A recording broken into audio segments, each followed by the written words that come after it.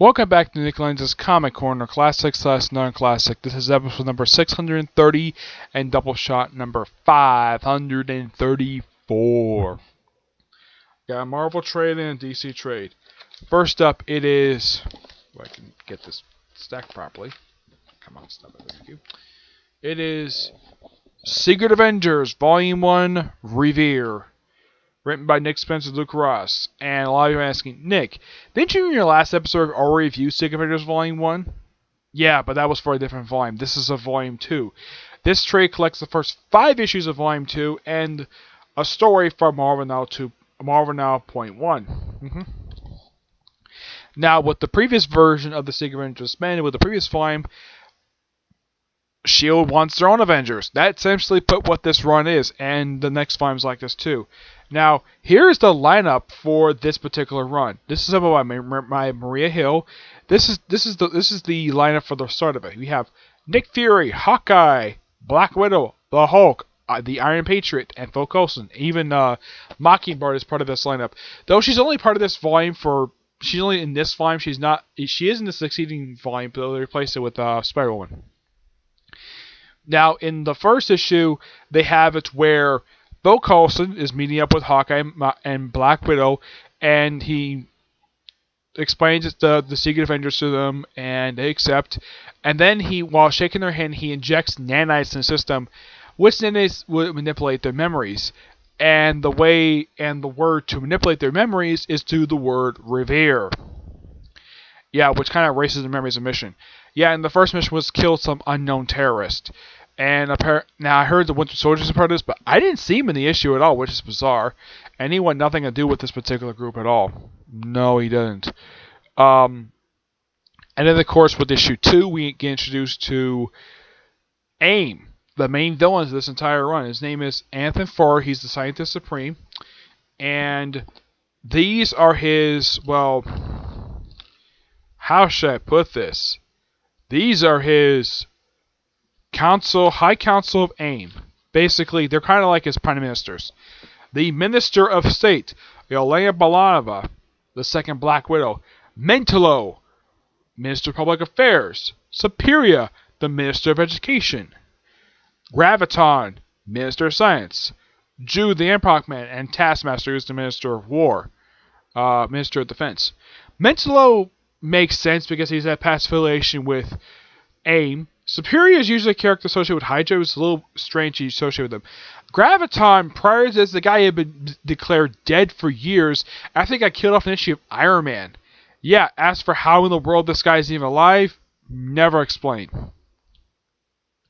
Oh, and Jude the Epoch Man, yeah, he's some kind of disease-carrying man. Yeah, he's the Minister of Health, which is odd. Yeah. And also in this issue, they introduced a senator who was part of the Sergeant Fury and the Howling Commandos series. And yeah, I think it's where his name is Senator Robert Renson. It's this guy right here, this blonde guy.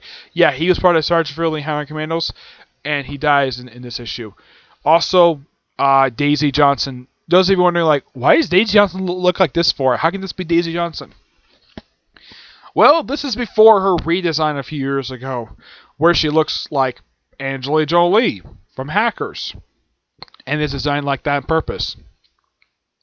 And no, this is not the only time Nick Fury Jr. wears a suit. He also does the same thing in his own spin-off book, though he shaves off his goatee for no reason. Yeah, I have no idea why.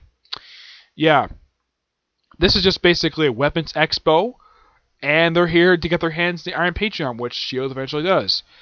And then after this, they spend the next few issues trying, launching assassinations to kill the leader, the Scientist Supreme AIM, which looks like it succeeds after Nick Fury Jr. is the one who actually shoots the Scientist Supreme in the head. And it turns out that he survived. How? Never explained. Yeah, it's also weird that this guy's face is never shown at all. Oh yeah, and he's made a permanent member of the UN Security Council, which is odd. Also, Daisy Johnson is relieved of duty as she's relieved as director of S.H.I.E.L.D. after being director at this point for 2 years. Yeah, and from this point forward, up until 2017, Maria Hill's in charge. So for the next 4 years, from this point forward, Maria Hill was director of S.H.I.E.L.D. And this, at one point in time, this is actually one of 3 books Maria Hill was regularly featured along with Black Widow and Uncanny X-Men. Great set of issues. I highly recommend it. I'm going to give this book a 9.5 out of 10. It's really good. Next up is All-Star Western Volume 1, Guns and Gotham. Written by Jimmy Palmiotti and Justin Gray. Art by Morty, Phil Winside, and Jordy Burnett. Excuse me. This collects the first 6 issues of Volume 3 for All-Star Western. Now, with the exception of the first issue, issues 2 through 5 have backup features. First is Nighthawk and Sandman, and then it's El Diablo, and then a new character, Barbary Ghost, who is a Chinese woman who acts like a ghost. Yeah, she's an interesting character, kind of like her. Too bad they don't use her after this. El Diablo is like a zombie killing demon. Yeah, it's the Western version, so it's Lazarus Lane, the original El Diablo, which is good. The fact that Jim Huntley and Justin Gray brought these in. Now, when you read this, this is kind of like a semi-continuation of the Jonah Hex series that Jimmy Huntley and Justin Gray just did.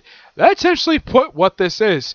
Yeah, this is just a continuation of that. There's like no alteration to Jonah Hex's backstory at all. And he spends a good portion of the series in Gotham before he leaves. Now, here he's hired to first investigate the Gotham Butcher, which they do catch. Though it's not the actual Gotham Butcher, it's the guy who they claim to be the Gotham Butcher.